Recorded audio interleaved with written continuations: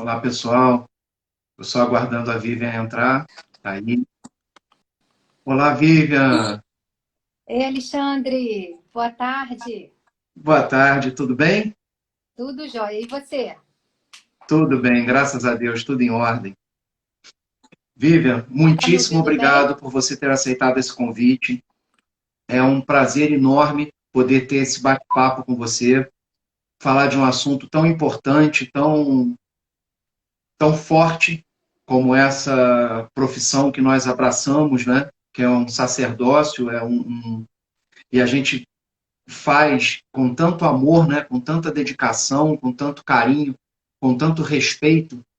E eu admiro muito o seu trabalho, admiro muito você, não só como a grande amiga que você é, minha, da minha esposa, da minha filha, mas a pessoa que você é, a família que você tem, os princípios e valores que você possui, e isso eu tenho certeza que você leva igualmente para dentro da sala de aula. Então, eu acho que da mesma forma que eu tenho a sorte de ter você como amiga e como companheira nessa jornada de vida, eu sei que também os seus alunos têm a mesma sorte de ter você na vida deles para dar valores e princípios que muitas vezes eles não vão ter dentro de casa, né? Então, eu queria te agradecer muito por você estar aqui comigo, ter aceitado esse convite, viu? Eu que fico grata, Alexandre. Uma oportunidade maravilhosa de estar numa sala de professores, né? Conforme nós divulgamos, né?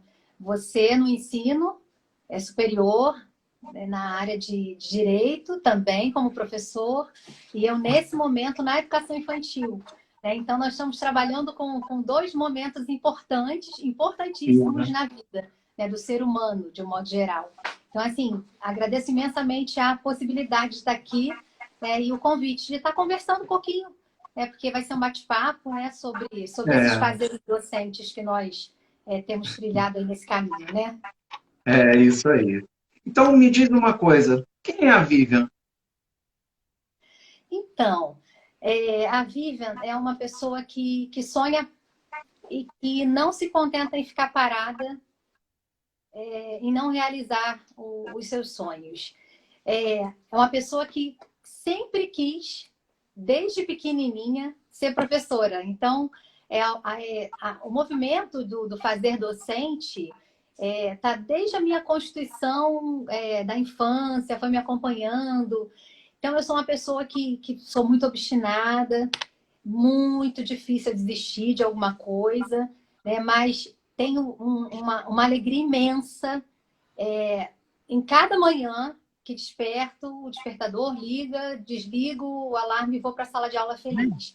Então, assim, em qualquer lugar no meu fazer docente, onde eu esteja, nas diferentes funções que eu já desempenhei ao longo dessa trajetória de apenas 27 anos de magistério, a minha Caramba. sogra fez a conta, Alexandre. Então, você imagina o que foi pensar nesse tempo todo, né? Ao longo desses 27 anos, né? Muitos dias desafiadores, mas em nenhum deles o movimento de ir para trás, de se acovardar diante da dificuldade. Olha que não foram pequenas as dificuldades, não. E não é nem para enaltecer, mas é só para a gente pensar que na sua profissão, na minha, na nossa, né, os desafios É, estão aí. E a gente se ensina e aprende muito como fazer para transpô-los. Então, eu sou essa pessoa que é determinada, que é teimosa muitas vezes, mas que deseja alcançar objetivos e que comemora, e que celebra e que dificilmente abaixa a cabeça no sentido de desanimar, mas que sorri sempre quando vê um desafio. Eu olho nos olhos do desafio e sorrio. Vamos lá, vamos tentar superar. Se não der, tudo bem, mas vamos tentar. eu acho importante nós mantermos esse otimismo, essa garra, porque às vezes eu percebo também nos olhos dos meus alunos, apesar de eu estar numa outra fase diferente da sua, que você lida com a educação infantil, e eu já com o início do sonho deles, da efetivação, da realização do sonho deles, eu percebo isso no olhar dos meus alunos, essa necessidade que eles têm de nos ter como companheiros, como amigos nessa caminhada. E isso é muito importante, porque se nós não tivéssemos amor pela nossa profissão, pelo que nós fazemos, e modéstia à parte, nós fazemos muito bem, sabe? Nós nos dedicamos muito. Esses dias eu estava pensando, um aluno me perguntou, professor, mas isso aí é fácil para você, você já sabe essa matéria. Aí eu respondi para ele, não, de fato eu sei. Mas você pode ter certeza que a cada aula que eu entro, eu me preparo para ela, eu olho a matéria, eu busco novas jurisprudências, parte doutrinária, o que, que a lei está dizendo, se tem alguma coisa, para poder acrescentar e levar o melhor para ele. Então, o nosso ato de ser professor não é ser professor simplesmente por ser, mas é porque nós acreditamos de que a educação ela pode, de fato, transformar a vida das pessoas. Não é? E é isso que a gente espera. E aí eu pergunto a você, apesar de ter sempre corrido na sua veia essa vontade de ser professora, muitas pessoas também tiveram, assim como você, essa ideia, mas largaram na infância. Né? Porque a própria vida acabou desviando dos caminhos, indo para outra a própria vida exigindo da pessoa uma outra atitude, um outro caminho. Mas por que você escolheu levar esse sonho adiante? Por que você escolheu ser professora? Então, Alexandre, eu aprendi a ser professora, eu posso dizer, no quintal da minha casa, no colo da minha mãe. Né? Eu venho de uma família de 5 filhas, né? Uma já faleceu, e dentre essas 5 filhas, 5 são professoras. A minha mãe é uma delas. E a minha mãe, junto com as irmãs dela, elas tinham uma escolinha de educação infantil. Eu usei o termo escolinha, mas bem, não é no sentido pejorativo, mas era uma escola de educação infantil de bairro. E aí eu nasci na educação infantil. Eu primeiro ia na barriga da minha mãe, né? Então, eu nunca estive fora da escola. Olha que coisa louca isso, né? Desde a gestação, eu já estava no ambiente escolar. Depois eu não tinha obrigatoriedade ainda, por força de lei, da matrícula da criança, a partir dos 4 anos. Não tinha esse movimento ainda, então eu ia para a escola, desde pequenininha. E sempre. Minha mãe foi diretora de escola um tempo, minha mãe era professora. E aí eu nasci nesse movimento de sala de aula, de sala de professores, de ver minha mãe muitas vezes chegando com aquela bolsa lotada de caderno para corrigir. Então, eu nasci professora no colo da minha mãe. Né? Você conhece a minha família, então, minhas 2 irmãs. Uma irmã é farmacêutica, mas também fez formação de professores. A minha outra irmã é professora. Então, assim, a profissão docente está muito entranhada. E, curiosamente, a minha avó, que gerou essas 5 filhas professoras, era analfabeta. Ela só conseguia escrever o seu nome. Então, mas ela lia os folhetos da missa como ninguém. Ela ia para a missa toda linda, maquiadinha, com aquele rougezinho assim, bonitinha. Pegava, vó, você vai pegar o folheto? Vou pegar o folheto, sim. E ela respondia de cor o que o padre perguntava. Ninguém sabia que a dona Penha não sabia ler e escrever. Ela só sabia assinar o nome dela. E assim eu nasci professora. Eu brincava com as minhas bonecas, obviamente, tinha um quadrinho, aquele esquema todo. Mas é desde a barriga da minha mãe. Minha mãe é professora também, desde novinha, né? E ela está assistindo essa live. E quem plantou no meu coração o desejo dessa profissão docente, com certeza foi a minha maior inspiradora dessa profissão, foi minha mãe. Um beijo enorme para ela, porque ela plantou bem, né? Ela continua plantando bem. E isso é muito bacana, é muito bonito de ver. Mas eu acho que você pôde escolher ser professora porque você teve essa base. Né? Infelizmente, muitas pessoas não têm esse apoio da família, não têm essa base familiar, essa consciência. Não é? Eu acho que os seus pais eles têm princípios e valores que são raros. Não é? Meus pais também têm esses princípios e valores, mas a gente vê cada dia mais é difícil encontrar pessoas com valores tão bonitos, tão próprios, tão fortes como eles têm e nos passam isso. Não é? Então, acho que foi por isso que você pôde escolher ser professora, porque eles sabiam a importância disso e sabiam exatamente o que você ia atingir, a quantidade de corações que você ia curar ao longo da tua caminhada enquanto professora, eles sabiam disso, no fundo eles sabiam disso. Não é? Agora, Vivian, é um caminho árduo, a gente sabe disso.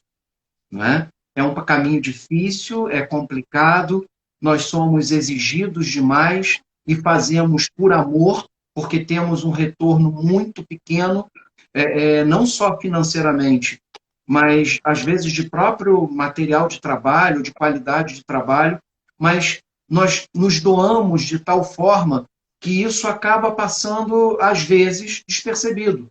E não gera tanta importância quando se tem amor ao que faz, né? Quando se dedica amor, quando se coloca amor ao que faz. Então, o que te faz continuar nessa profissão? Com tantos percalços, com tanta situação difícil que às vezes nós encontramos, tanto eu na minha profissão, no meu estágio de professor, em nível superior, quanto você em ensino fundamental. O que te faz continuar? Então, eu paro e penso, ao longo da minha carreira, desses anos, eu paro e penso nessa pergunta sempre, né? Porque há sempre um momento que a gente para, o que eu estou fazendo aqui, né? Qual é o sentido da minha ação pedagógica? Né? Porque eu estou passando meu tempo, eu estou fazendo o que aqui? Estou transformando alguma coisa? Estão me transformando? E aí, eu estava lendo esses dias uma frase do Lewis, o C.S. Lewis, que ele diz assim: só conhecemos a força do vento quando caminhamos contra ele, e não quando nos deixamos levar. Só conhecemos a força do vento quando nós caminhamos contra ele. É verdade que quando a gente está a favor do vento, o vento a gente nem sente tanto. Quando a gente está correndo, então, né? Ai, é a favor do vento. Aí você vai no vácuo. Agora, quando o vento vem contrário, é que você sente a força. Então, eu penso que eu nunca me deixei levar por esse desânimo do contracorrente. É sempre contracorrente. Então, eu fui, entre aspas, não me acostumando no sentido negativo.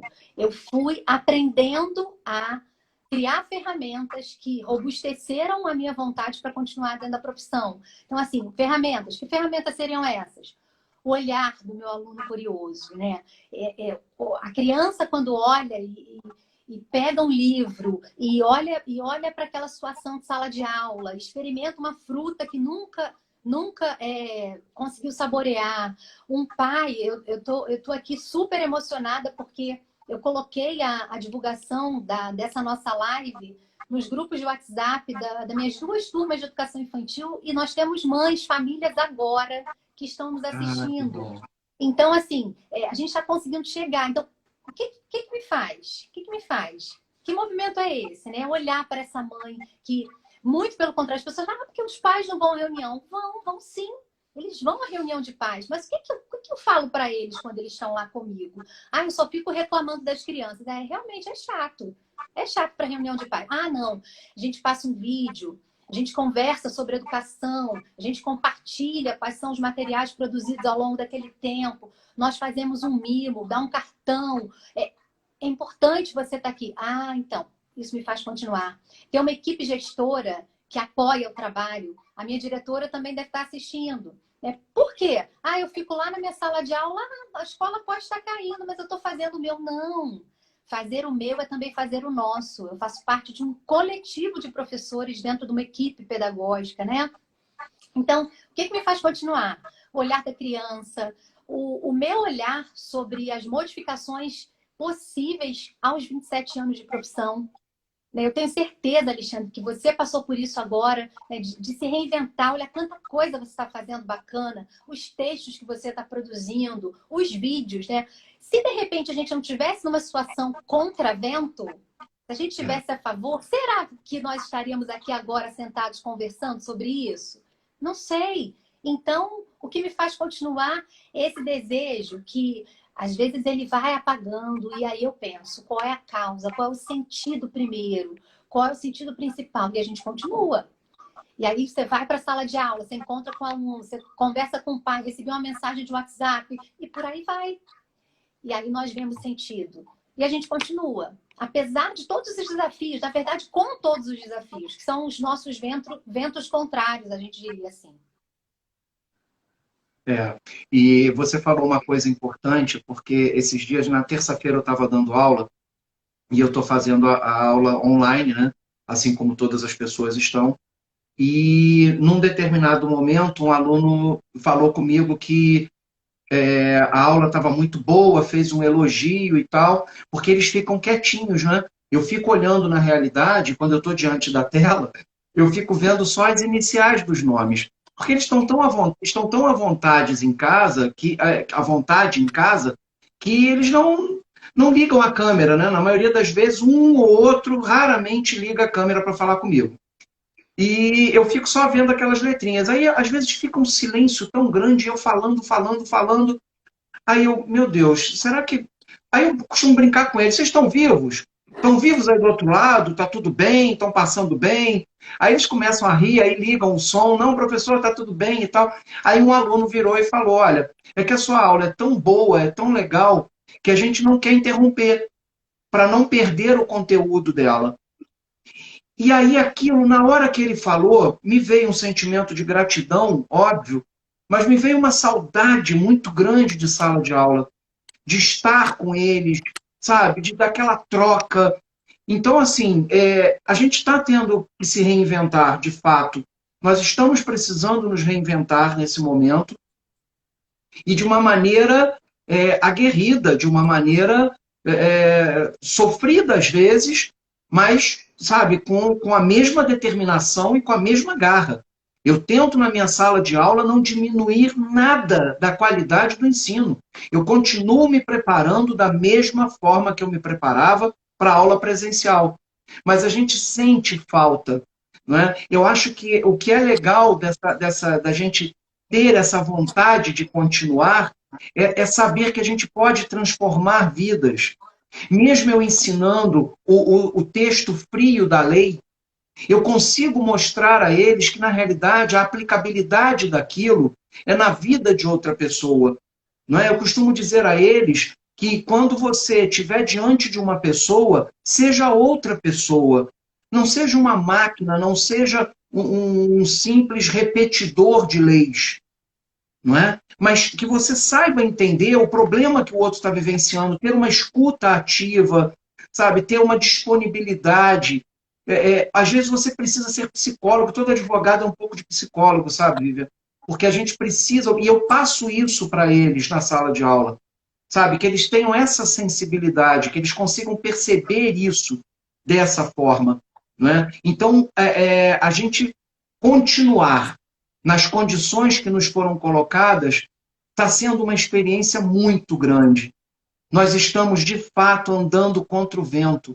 Só que isso tem sido um crescimento tão grande, sabe? Eu estou olhando isso tudo, um lado muito positivo.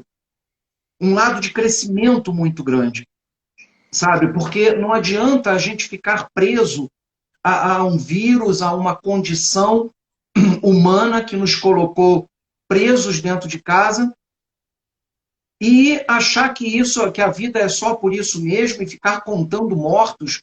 Eu acho isso um absurdo. Eu, particularmente, eu respeito muito a opinião de todo mundo, mas eu prefiro olhar quem está vivo, sabe? Eu prefiro continuar me dedicando a todos os meus alunos, a fazer o melhor por eles, a dar força, a acreditar que isso é só uma fase e que daqui a pouco, mas que eles também percebam a grande chance que nós estamos tendo de crescimento nesse momento. Não é? Então, eu volto a pergunta a você. A docência, ela é uma tarefa irrenunciável para você? Para mim é. Ela é porque antes da docência, né, hoje você tá me provocando a refletir muito sobre essa minha formação advinda da minha família, né? É, A gente estava até conversando esse final de semana, e aí eu falei, caramba, a gente não pode desistir, a gente não pode. Aí, diante dos desafios muitos, né? E aí é tarefa irrenunciável você se colocar a serviço do outro. E a é, docência é um serviço ao outro. é Eu isso. transformo o outro e ele me transforma. É uma via de mão dupla. Eu acho que o bacana no processo entre pessoas de aprendizagem, né, nós temos aqui, eu tô aqui com tantas pessoas aqui dentro dessa live, assim, que nós nos encontramos na trajetória pedagógica, na trajetória de formação. e os nossos diálogos continuam porque nós somos pessoas envolvidas com uma tarefa importante. Então, ela é irrenunciável por quê? Porque eu estou viva. Eu, outro dia, ouvi numa live uma pessoa dizendo assim, a gente está se deparando com tanta gente quase morta, que quando você encontra uma pessoa viva, você leva um susto. Caramba, ela está viva? Né? Então, o tempo todo, e aí eu conto com a ajuda divina para não me deixar perder nisso, né? No momento em que eu me desanimar, caramba, tem desafio, o vento está contra... É tarefa irrenunciável. Ah, Vivian, você estaria em outra profissão? Eu sempre quis ser mãe, bailarina e professora, desde criança. Eu sempre respondia assim, o que você quer ser quando crescer? Mãe, bailarina e professora. Sempre foi assim. Eu gosto de dançar, mas não cheguei a ser bailarina, profissionalmente dizendo, eu sou professora. E o que acontece nesse movimento? Há uma geração de vida em mim, de vida no outro, de vida nas famílias. Esse processo de não ter um dia igual ao outro. A escola é orgânica, é um movimento. Eu fico encantada. Eu não sou a mesma, eu sou a mesma professora que entra, mas é sempre novo, né? As pessoas não entendem isso quando querem discutir. Ah, mas é preciso, é só você colocar 3 para lá e 3 para cá. Não tem lógica. Não é exato, assim, a gente está falando de pessoas. Então, em algum momento, né, eu acho que esse momento é um dos momentos mais importantes em que a educação, não é só o docente, mas a educação se encontra num movimento de discussão irrenunciável. A gente não pode deixar de discutir as nuances da educação.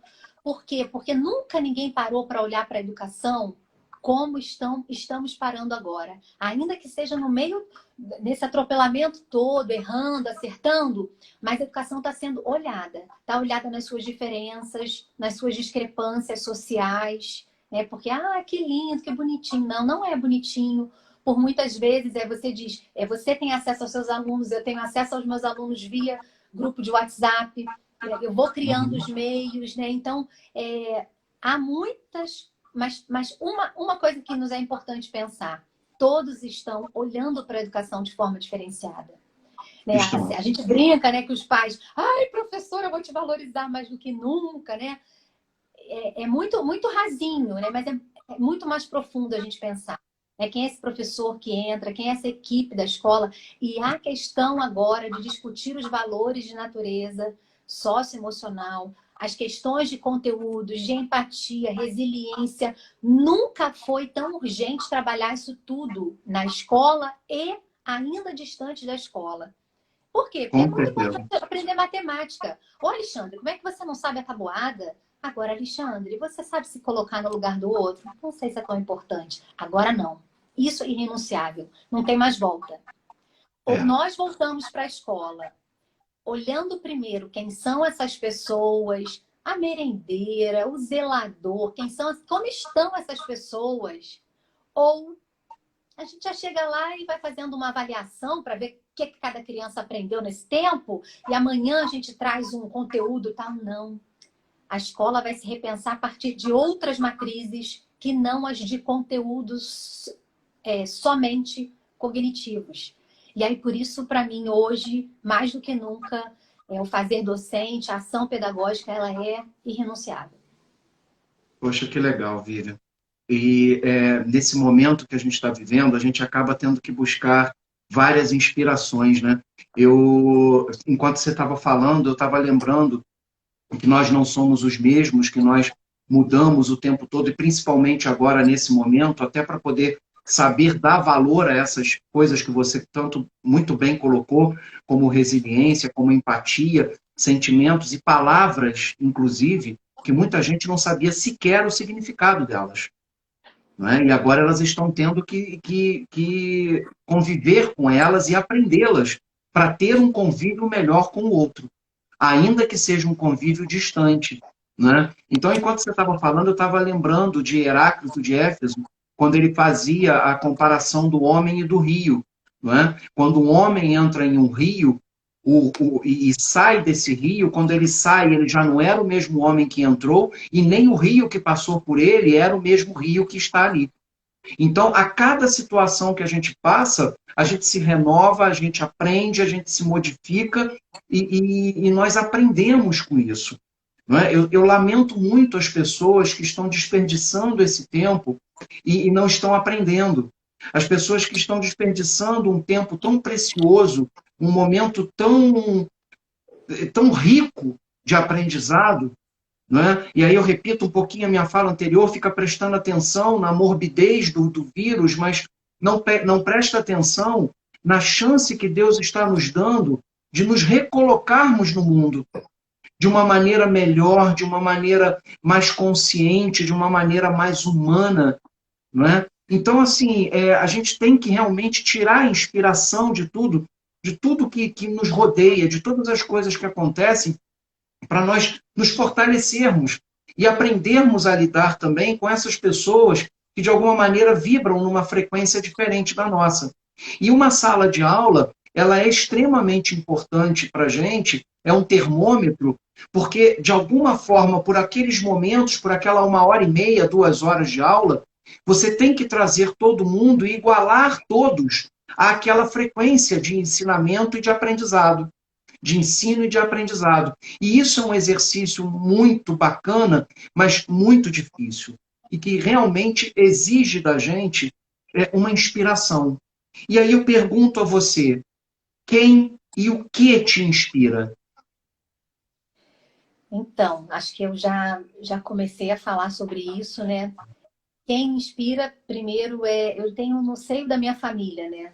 Essa inspiração. Uhum. Minha mãe, a tia Lucinha, a tia Ninha, a tia Elô, que faleceu, a tia Maria. Então, As são irmãs as da sua minhas. mãe também, todas são As professoras? irmãs da minha mãe são todas professoras. Caramba, que Eu lindo! nasci no jardim de infância, então realmente as minhas brincadeiras eram todas essas. A minha irmã me inspira muito. A minha irmã está alfabetizando, ela está como professora do primeiro ano, alfabetizando crianças à distância. Um trabalho Não. belíssimo, belíssimo, num profissionalismo gigante, assim, um trabalho que ela está fazendo. A minha cunhada é dona de um centro de educação infantil e de ensino fundamental no Rio. Então, eu sou cercada por professores. Aqui nessa live mesmo tem um monte de amigas minhas professoras. Até a minha sogra é pedagoga. Então, eu Um sou beijo enorme cercada. para ela, eu a amo profundamente, ela é uma pessoa incrível. Incrível ela. Ela é maravilhosa mesmo. Então, Ela é. assim, as pessoas com as quais encontrei, né, as equipes de trabalho que eu faço parte, ou já fiz parte, graças a Deus, fiz vínculos assim que ficaram até hoje, nas escolas onde trabalhei, a Secretaria de Educação, onde estive durante muitos anos na equipe de formação. Então, assim, são muitas pessoas que me inspiram e que me fazem continuar. O desejo pelo saber, o saber que dá sabor. Eu amo estudar. Eu amo ler, então é muito importante, né, que o professor, eu acho que a gente precisa compartilhar dessa ideia, né? Ah, eu me formei, a continuidade do saber, né? Como que minha prática se qualifica? Ela se qualifica no momento em que eu trago esses saberes, coloco em prática, mas esses saberes advindos da formação, muitas vezes, né? Dos livros que eu leio, das conversas que eu tenho, dos cursos que eu faço. Então, assim, eu preciso buscar ferramentas. Porque eu acho bonitinho. Porque eu acho bonitinho, já não dá mais. A profissão do professor, principalmente, ela é um saber, ela é um movimento profissional. Né? Porque senão a gente fica, que gracinha, professora, né, da educação infantil. Eu tenho uma formação ao longo do caminho, nesses 20 e poucos anos, e aí você fala, mas é sério, você fez mestrado e está numa turma de educação infantil, isso me mata quando eu ouço. Eu falei, oi, que ideia é essa? Que não, eu estou gastando ficha, muito pelo contrário. Né? Uma amiga minha no ano passado, ela disse assim, você vai entregar direto para as crianças o saber que você acumulou ao longo desse tempo todo. E que bacana se todos os professores eles pudessem ter esse incentivo de buscar, ou eu fiz pelas minhas forças, né?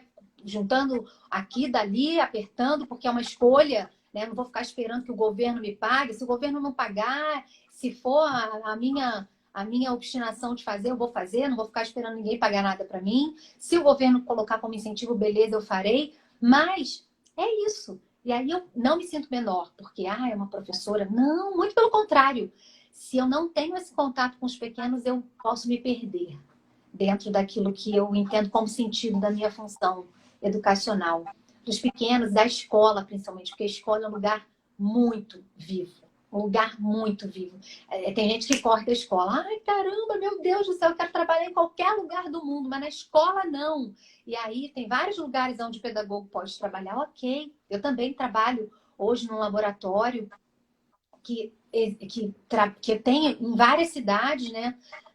As cidades vizinhas aqui. E aí, no laboratório, eu atuo na função formativa também, mas no laboratório eu não deixo de ser pedagoga em nenhum dos lugares. Mas eu não fujo da escola. Né? As pessoas falavam assim na secretaria, você vai trabalhar na secretaria há tanto tempo, agora vai para a escola. Aí eu, como assim? Trabalhou tanto tempo, agora vai para a escola? Por quê? Porque a escola é lugar de quê? Qual é a tua ideia de escola? E a gente começa a levar uns sustos assim quando eu saí da secretaria. Que susto! Não, não. A escola é o lugar do professor.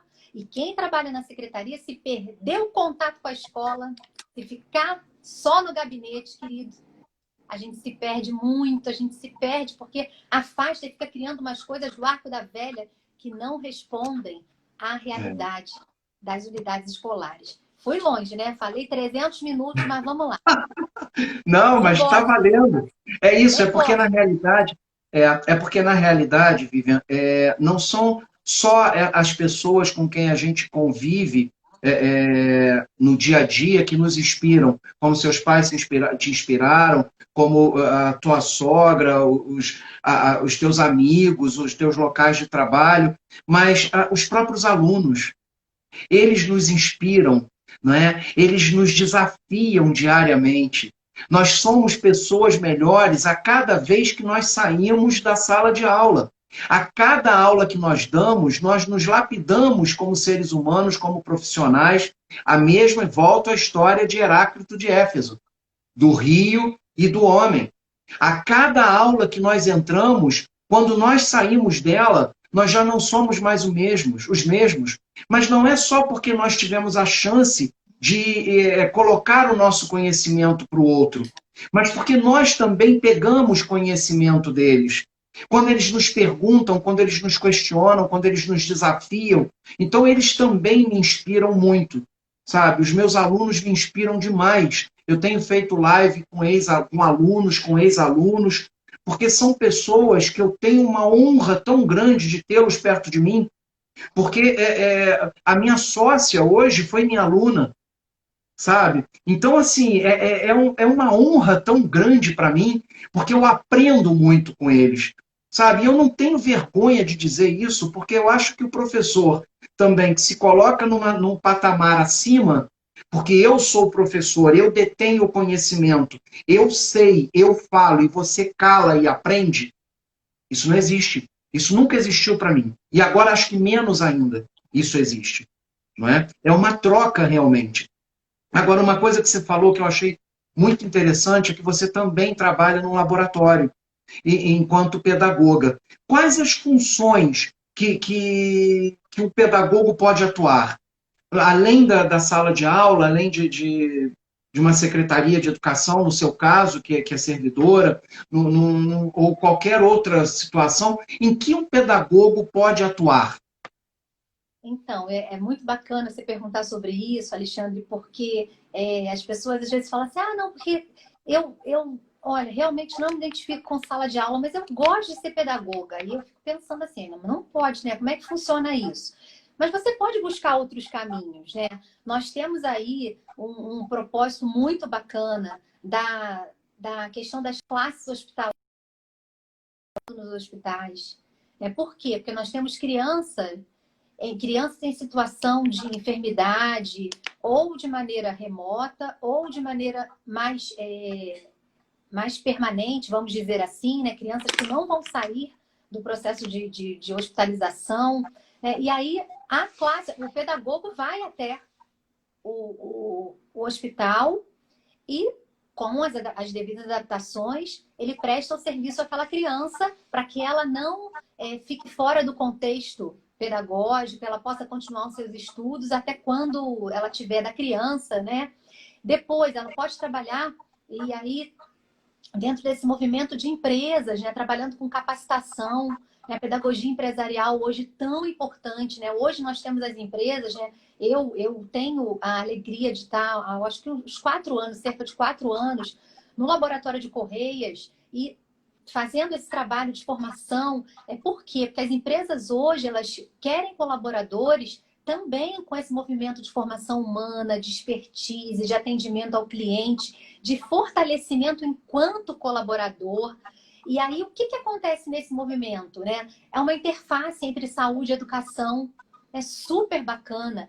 Quando eu estou em formação pelo laboratório, né? Eu estou em formação ou com o Dr. Robson, que é da gerente de qualidade, ou com a doutora Cristiane, que são as pessoas técnicas. Eu não falo como é que faz para funcionar um paciente, qual é o tubo, eu estou falando aqui a grosso modo, que eu também nem sei. Nós respeitamos os saberes diferenciados, mas extremamente complementares. Por quê? Porque a gente trabalha a questão da abordagem ao paciente, do fortalecimento das competências do colaborador para atender bem. E aí vem a equipe técnica que fala sobre o que é de funcionamento do laboratório. Então, tem essa interface. De trabalhar também em situações de colônias de férias, em hotéis, em cruzeiros, em situações... Então, há muitas possibilidades. Há uma abordagem também muito bacana do pedagogo dentro de uma proposta de atendimento individualizado, de reforço escolar, ou do pedagogo que procura, ou não precisa ser pedagogo para fazer a psicopedagogia, um outro tipo de intervenção para ajudar o conhecimento da criança a avançar. Então, há muitas áreas, eu posso ter esquecido de alguma, né? Mas assim, dentro de uma secretaria de educação, há vários setores onde o pedagogo pode atuar. Então, o pedagogo, ele abriu um leque super bacana de possibilidades e que também ajudou a valorizar a profissão, né? Porque tem um contramaré, assim, né? Se você for fazer uma pesquisa, Alexandre, de perguntar, né, quem aí quer ser professor? Quando eu comecei, era muito mais, né? Muito mais. Mas hoje é menos. Mas eu ainda planto a semente da pergunta. Daí eu tenho encontrado por aí pessoas que ainda desejam ser professores, mas eu já vi muitos pais, quando seus filhos dizem, eu queria ser igual a professora tal. Ai, pelo amor de Deus. Qualquer outra coisa. O quê? Eu vou te dar algumas opções, mas não, professor, não. Olha como eu sofro. Olha como... Aí eu fico parada respeitando a individualidade, porque tem que botar a mão na cabeça, né? E respirar e falar. Por quê? Por quê? Primeiro, porque não teve experiências com professores bacanas. Não teve. Eu não sei se você já fez esse movimento, Alexandre, enquanto professor, de escrever o seu memorial de quais foram os professores que te marcaram ao longo da sua trajetória escolar. Eu já fiz isso. E aí, a minha alfabetizadora ainda está viva, parece que eu sou muito velha, né? Ficou horrível isso. A minha alfabetizadora, inclusive, eu fui dama de honra do casamento dela. Outro dia eu estava num seminário na secretaria, pela Secretaria de Educação, e ela colocou lá, minha querida, eu falei, cara, que orgulho. Eu não tenho trauma de alfabetização, mas quantas pessoas eu encontrei ao longo do caminho, desses montão de anos que eu trabalho com formação de professores, por aí, que são pessoas extremamente traumatizadas, já são professores, mas são mega traumatizados com professores da etapa de alfabetização, por exemplo. Né? Então, a gente começa a pensar, para onde você está olhando? Essa é a pergunta. Quando você decide ser professor. Para onde você está olhando? Você está olhando para pessoas que te inspiram? Você está olhando para o salário? Você está olhando... Para onde você está olhando?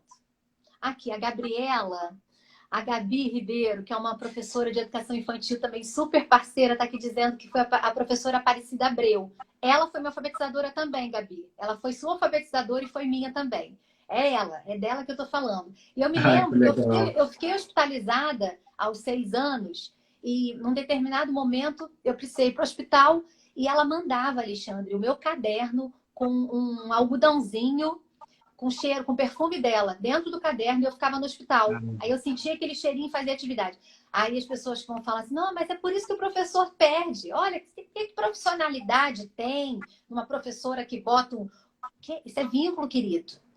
Se você não tem vínculo, não tem processo educacional que dê conta. Lembra dos professores que te marcaram, para onde você está olhando. Lembra. O que foi que você hoje, na tua prática, usa daqueles professores que você conheceu?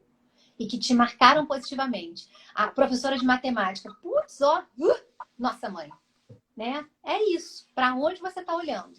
Então, eu super estimulo as crianças. Quando eu falo de profissões, ó, vamos conhecer a profissão tal, tal, tal, tal, tal, tal, tal. E a profissão da professora de vocês. Eu sou professora. O que a professora faz? Ela lê livro, ela faz isso, ela estuda, ela escreve, ela isso, ela... Se eu não tenho esse movimento, se eu vejo o meu professor entrando na sala de aula, ai, olha, tem que ter fôlego, hein? Olha, entrar numa sala de professores, desculpa, meus amigos professores que aqui estão, mas entrar numa sala de professores e você tá lá contando quantos dias letivos faltam para acabar o ano e ao primeiro dia de 200, aí não dá. Realmente, a gente precisa pensar. E aí, ter a coragem também, Alexandre, de dizer, eu acho que eu escolhi isso quando eu tinha 16 anos, mas não é minha praia. Aí, procura outro caminho e vai ser feliz. Agora, o que não dá, eu vou usar uma palavra que a gente usa quando a gente está brincando, falando sobre isso, né? Epistemicídios, que aí os professores, infelizmente, que tem, assim como advogados que não gostam da profissão, você sabe que tem em todas as profissões. Mas o professor ele está ali com uma criança em ebulição de desejo, de prazer, e aí ele encontra um professor que, ó, vai cortando as asinhas. Ele querendo voar e a gente corta, corta, corta, corta. E esse professor está no lugar errado. Vai para outro lugar, vai fazer outra coisa. Qualquer outra coisa. Mas um princípio super importante para quem está na função docente é entender que eu sou referência, eu não mando no processo, mas eu sou uma referência de alegria na aprendizagem, de dizer que é vencendo o desafio, porque tem professor que só atividade facinho para o meu aluno. Não, não é facinho não. Quantas vezes eu tive que ser firme com o meu aluno e disse não, mas eu disse não com tanta leveza e com tanta propriedade do vínculo que soou como, caramba, ela quer o meu bem. Então é isso. Então é para a gente pensar. Eu acho que esse parêntese aconteceu para a gente pensar sobre isso. Porque dá tempo ainda. Às vezes eu tô com 43 anos, eu estou infeliz na minha profissão. E eu não estou falando só da profissão do professor, não. Pensar em onde você está agora. Aí você fica lá ancorado, agarrado naquele título ali. Mas eu tenho tantos títulos. Mas, querida, se você não está fazendo a diferença, se você não está servindo, não adianta ter um monte de título. Estou vendo lá na parede, super linda a parede, Alexandre. Olha que parede sensacional. A parede é minha.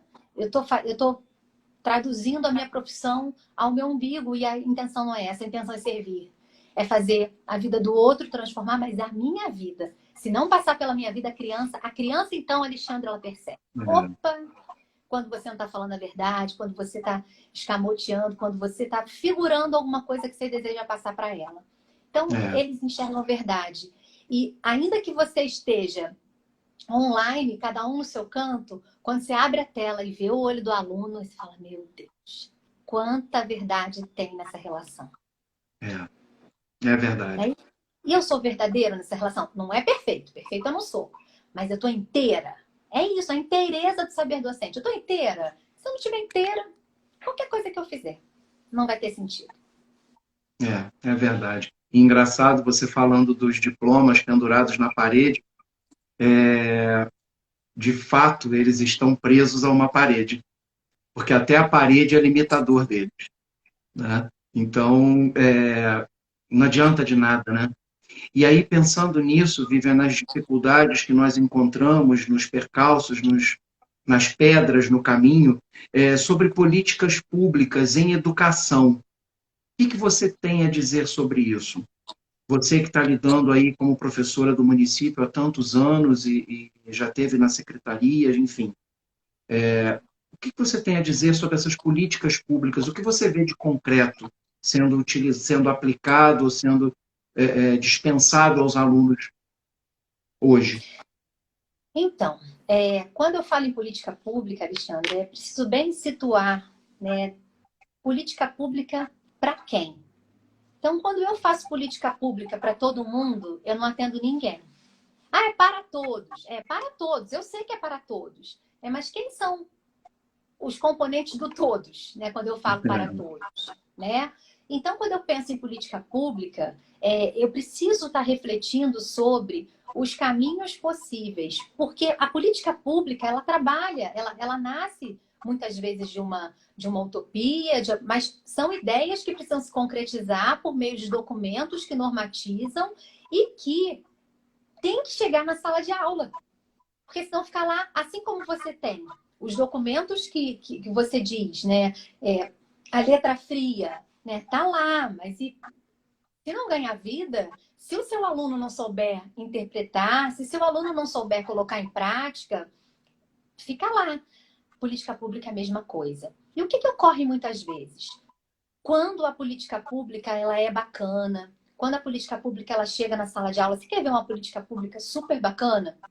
A questão do investimento no plano de distribuição de livros literários. É uma política pública brilhante. Né? Se você vir o acervo de livros que eu tenho na minha sala de aula, eu tenho na minha sala de aula. Eu não estou dizendo assim, a escola tem a biblioteca trancada, não. E a minha diretora deve estar aqui nos assistindo, ela sabe que o livro vai para casa. Toda semana a criança leva, porque é dinheiro nosso. É dinheiro seu, é dinheiro dos pais de meus alunos que estão ouvindo aqui, que nós somos contribuintes e tudo mais. Ok. Mas às vezes as pessoas criam políticas públicas que param nas administrações de egos. Não sei se dá para entender, mas é mais ou Dá, menos por aí. perfeitamente. E aí, a política pública é super bacana. O governo federal lança o livro tal, tal, tal, tal, tal, tal, tal. Distribuição, tarará. Aí vai. Aí a secretaria comunica com a escola, aí parará. Aí o diretor acha que a criança não pode botar a mão no livro que ela vai rasgar. Aí na escola de o livro chega na criança. Na escola, estou falando dos diretores. Os diretores que estão aí, vocês me perdoem, tá? Mas é um diretor lá da Holanda, não é política pública no Brasil, não. Podem ficar tranquilos, está bem longe daqui. Mas o livro aí não chega. Outra coisa que atrapalha, descontinuidade política. Por que cada um que entra tem que inventar a roda? Para que isso? E aí, o processo educacional ele é historicamente prejudicado. Por quê? Eu entrei, eu faço. Aí o outro que veio, não, mas foi o outro que começou, mas é bom, continua, meu querido. Não precisa inventar a roda. Não, mas era do partido tal. A política pública não é politicagem. Politicagem é uma coisa, política pública é outra coisa. E aí a política pública que se presta a chegar no aluno, a trazer o recurso, a fazer a educação avançar, ela, ao longo do caminho, ela vai se craquelando. Ela vai se quebrando em montes de pedaços. Quando chega na ponta da lança, que a gente chama, a gente tem esse termo, a gente usa muito isso, que é no aluno, tem cada política pública que parece que virou um Frankenstein. A gente fala assim, meu Deus do céu, mas quando pensou-se isso lá no MEC? Pensou-se nessa direção. Aí você vai dizer, não, Vivian, mas parece telefone sem fio. Parece telefone sem fio. Por quê? O documento, Alexandre, está lá. Esta verba destina-se a tarará, tarará. Isto destina-se a pararé, periri. Aí os municípios montam seus planos à luz do que o MEC. Aí vem a verba. Aí é tudo bonitinho, é bem engendrado. Só que a política pública que não dialoga com a realidade da escola, com a realidade das crianças, ela tende a ficar na folha, no papel.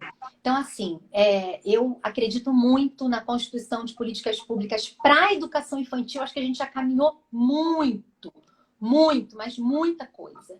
Mas, em alguns momentos, eu me vejo como se estivesse num... Lembra quando a gente era criança, Alexandre, que a gente falava assim, essa bola é minha, eu tenho que ir embora que minha mãe chamou. Falo, gente, E aí E aí acabava o jogo todo, ninguém jogava mais. A figura que me vem nós temos duas crianças segurando o lápis e os adultos aqui em cima discutindo quem é o mais forte e a criança esperando eles decidirem o que vai fazer com aquela verba, com aquele recurso, com aquele material. E a criança está aqui, ó, brilhando, feliz da vida. E os adultos não se entendem. Olha, só eles que deviam dar o exemplo, não seria isso? Mas é para a gente pensar. Então, ruptura. E aí começa tudo de novo. Aí passa, não, mas aí dá continuidade. Aí a reeleição, aí dá continuidade. Mas aí no outro ano, aí o que acontece no outro ano? A gente começa de novo. Aí eu falo, meu Deus, mas a gente já fez isso, não? Então, aí começa tudo de novo. E aí a criança tá lá nesse movimento, querendo aprender. Muita coisa chega à escola. Não vou te dizer também, Viva, você é doida? Não chega? Chega, muita coisa. Mas aí agora é um plim-plim, é um alerta para quem desenvolve política pública, para quem coloca a política pública na massa, né? Ouçam os diretores das escolas, ouçam os professores, ouçam as crianças. Hoje a gente tem um movimento de conselhos escolares nas unidades. Ouçam os pais. Não, mas os pais vão mandar. Eu tenho aqui uma mãe que eu estou vendo aqui, ó, Vitor e Joyce. É uma família muito linda que está fazendo um trabalho super bacana. Ela me manda mensagem do WhatsApp, ela fala, professora, desculpa. Ela transformou a casa dela, tem cartaz pendurado, ela tá uma coisa linda. Por que isso tudo? Porque é parceria. Eu não tenho medo de ninguém me substituir, porque eu sei o meu lugar. É isso. Aí os professores ficam preocupados. Não, mas eu vou substituir. Se eu der para o pai a informação, ele vai me substituir. Não. A gente sabe quem é quem no movimento escolar.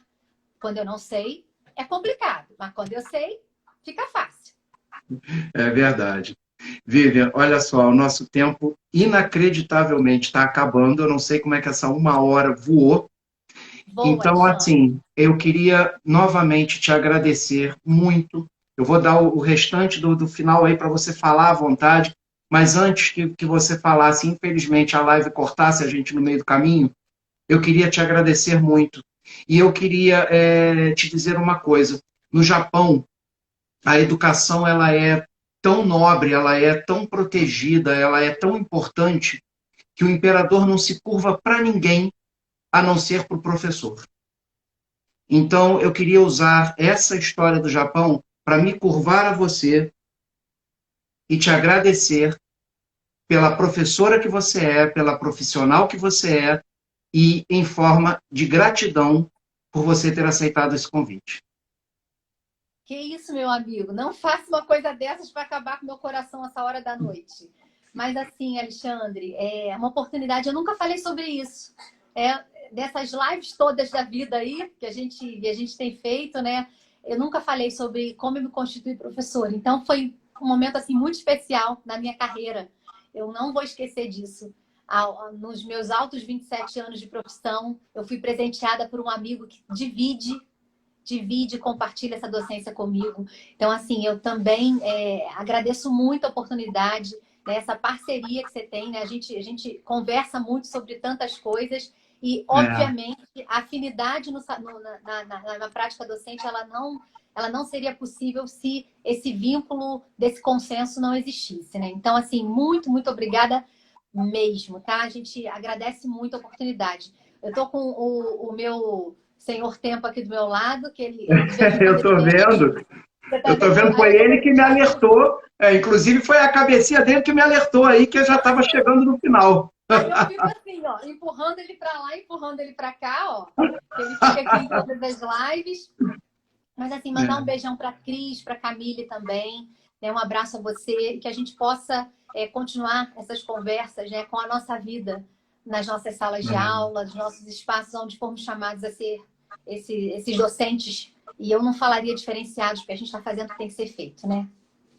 Exatamente. E a gente, repito, que nós estamos tendo uma grande oportunidade de nos reinventar, de todo dia sermos pessoas melhores. Eu tenho usado muito a frase só por hoje, que só por hoje tenhamos a oportunidade de mudar, que só por hoje façamos alguma coisa por alguém, que só por hoje nos façamos uma doação do que nós temos de melhor, não é, dentro da gente para as pessoas, porque tem muita gente precisando, Vivian, tem muitos alunos na vida, não só aqueles na sala de aula, mas tem muita gente precisando aprender muita coisa. Tem muita gente precisando aprender sobre empatia, sobre resiliência, sobre humanidade, sobre respeito, sabe? E isso é uma coisa que eu tenho batalhado muito. Você falou dos meus vídeos, falou dos meus textos.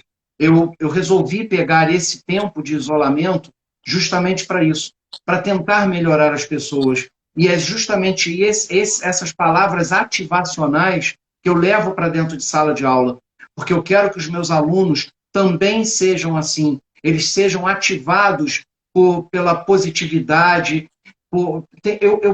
Eu me compadeço muito dos meus alunos, porque eu sei o quanto é difícil para eles estarem ali. Não é? O quanto é custoso para eles, depois de um dia inteiro de trabalho, as que são mães, deixam seus filhos em casa, sabe?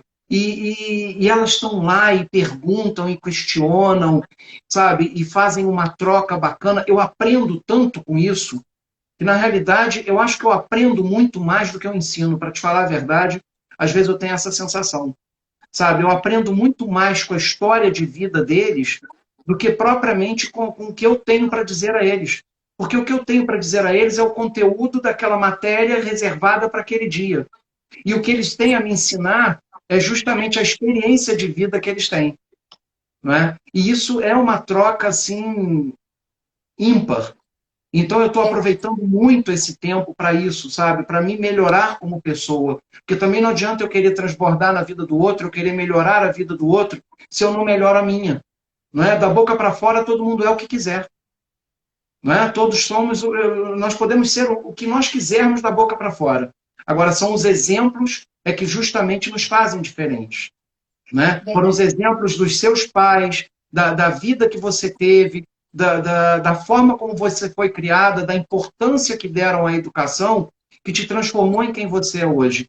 Né? Talvez se só alguém tivesse falado, vai ser professora, tão bonitinha, que professora bonitinha, que não sei o quê, talvez você não tivesse dado tanto valor quanto o exemplo que você teve. Não é? Isso é muito maior, né? Verdade. Alexandre, tem tempo da gente ler uma frase rapidinho, só para terminar? Eu acho que sim. Ainda não apareceu a contagem aqui para mim. Se não vamos lá. Segundo o senhor Tempo, que está aqui me acompanhando, faltam 2 minutos. Eu acho que eu consigo ler essa frase. Então, vamos lá. Vai ser uma honra. É só para a gente terminar com uma frase da Gabriela Mistral, que diz assim: onde houver uma árvore que plantar, plante-a você. Onde houver um erro para consertar, conserte-o você. Onde houver uma tarefa de que todos se esquivem, faça você. Seja você a remover a pedra do caminho. E aí, eu olhando isso daqui, eu fiquei pensando, né? Porque às vezes a gente fica olhando, o outro vem aqui e faz, isso aqui é da prefeitura. Não, isso daqui quem tem que resolver é a diretora da escola. Não, isso aqui quem tem que fazer é o Alexandre, que é professor de direito. Eu que tenho a ver com isso. É aonde tiver o que fazer, que a gente sirva.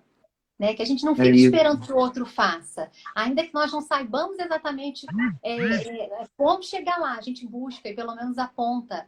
O que não pode é a gente ficar querendo que os outros resolvam algo que a gente pode, ainda que com nosso grãozinho de mostarda, semear aí no meio de um monte de campos lindos que a gente pode fazer florir. Então é isso, meu amigo. Muito obrigada pela oportunidade novamente. Um abraço a todas as minhas amigas, a todos os meus amigos que estão aqui conosco, estão conhecendo você, Alexandre. O Alexandre faz live todas as quintas-feiras, no horário de 5h59.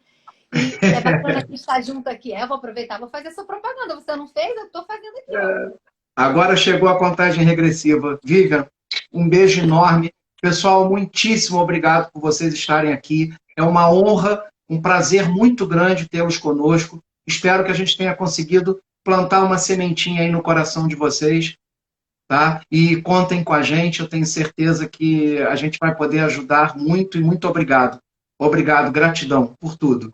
Muito obrigado.